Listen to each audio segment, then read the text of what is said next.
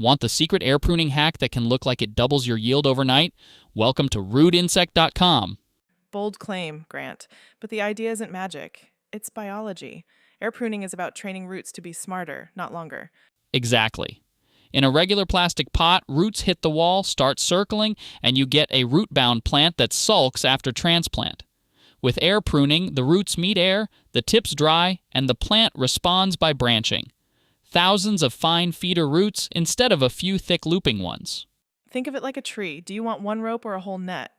That net grabs water and nutrients faster, shrugs off stress, and settles into new soil with almost no drama. That's how you get bigger, earlier yields. And it's easy. Step 1, choose the right container. Fabric pots, slotted air pots, air-pruned seed trays, or even soil blocks. The key is breathable sides so air can reach the root tips. Step 2, elevate. Put pots on a mesh bench, bricks, or pot feet. If the bottom can't breathe, roots will mat and you lose the effect.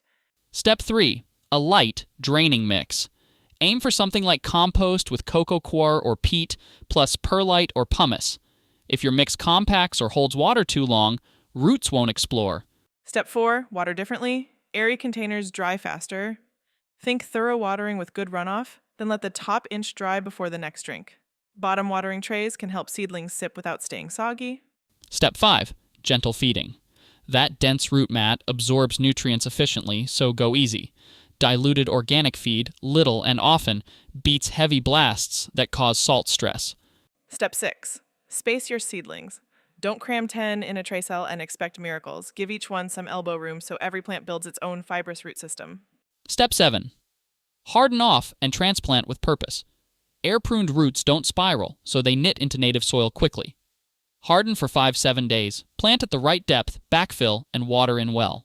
Common pitfalls: using solid plastic nursery pots and calling it air pruning, parking fabric pots directly on concrete with no airflow, letting mixes dry to dust, then drowning them to compensate, and skipping pest checks. Healthy roots can't save a plant from aphids. The results are real. Nurseries report noticeably lower transplant shock, and some growers see 15-30% faster establishment and more consistent yields. Cut flower growers moving to air-pruned trays often get tighter schedules and sturdier stems. In vegetables like tomatoes and peppers, that root density translates to earlier fruit set, and yes, sometimes what feels like overnight yield jumps once they hit the ground. And it's planet-friendly. Better roots mean better uptake, so less fertilizer and less wasted water. Reusable fabric or modular air pots last seasons, and soil blocks skip the plastic entirely.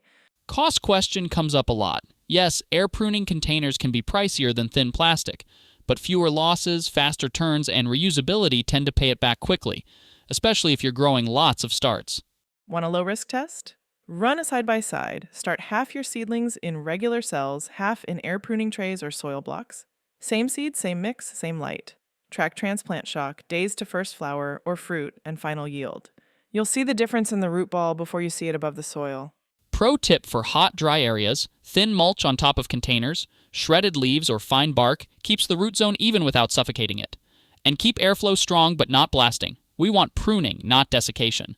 One more, never tear apart that dense root mat at transplant. You don't need to loosen air-pruned roots. Set, firm, water in. They're ready to run. So, the secret hack isn't a gimmick.